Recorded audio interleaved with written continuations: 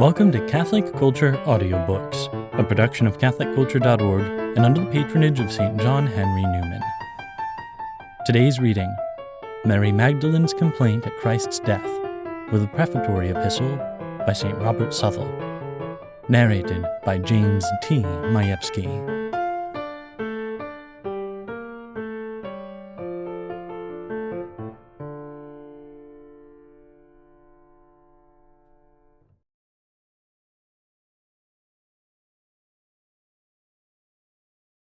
Poets, by abusing their talent and making the follies and feignings of love the customary subject of their base endeavors, have so discredited this faculty that a poet, a lover, and a liar are by many reckoned but three words of one signification.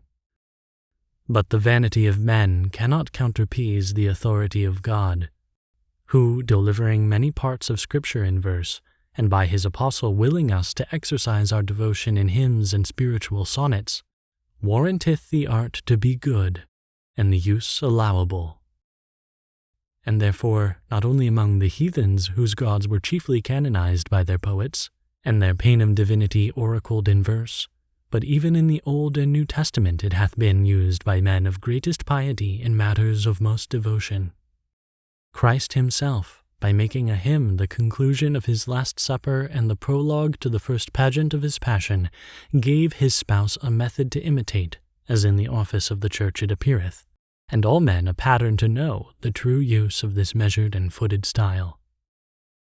But the devil, as he affecteth deity, and seeketh to have all the compliments of divine honor applied to his service, so hath he, among the rest, possessed also most poets with his idle fancies. For in lieu of solemn and devout matter, to which in duty they owe their abilities, they now busy themselves in expressing such passions as only serve for testimonies to how unworthy affections they have wedded their wills. And because the best course to let them see the error of their works is to weave a new web in their own loom, I have here laid a few coarse threads together to invite some skilfuller wits to go forward in the same, or to begin some finer piece wherein it may be seen how well verse and virtue suit together. Blame me not, good cousin, though I send you a blameworthy present, in which the most that can commend it is the good will of the writer, neither art nor invention giving it any credit. If in me this be a fault, you cannot be faultless that did importune me to commit it, and therefore you must bear part of the penance, when it shall please sharp censures to impose. In the meantime, with many good wishes I send you these few ditties. Add you the tunes, and let the mean, I pray you, be still a part in all your music.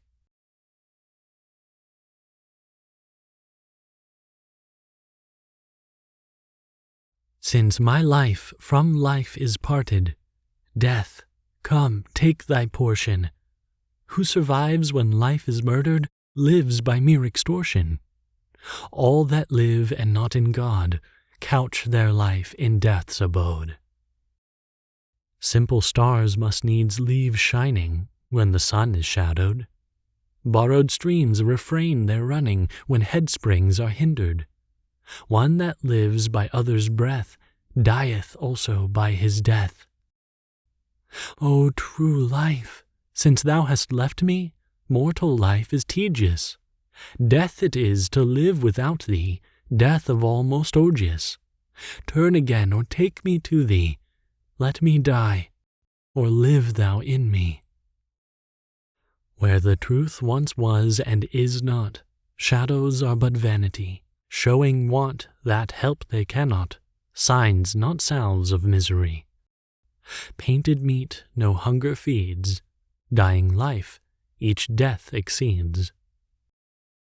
With my love, my life was nestled in the sum of happiness. From my love, my life is wrested to a world of heaviness. Oh, let love my life remove, since I live not where I love. O my soul, what did unloose thee from thy sweet captivity? God, not I, did still possess thee, his, not mine, thy liberty. Oh, too happy thrall thou wert, when thy prison was his heart. Spiteful spear, that break'st this prison, seat of all felicity, working thus with double treason, love's and life's delivery. Though my life thou dravest away, in spite of thee, my love shall stay.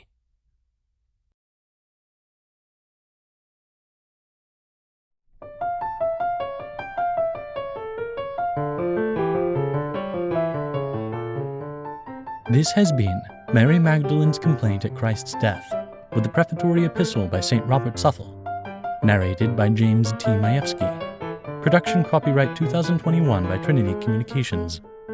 This podcast is brought to you by CatholicCulture.org and made possible by listener support.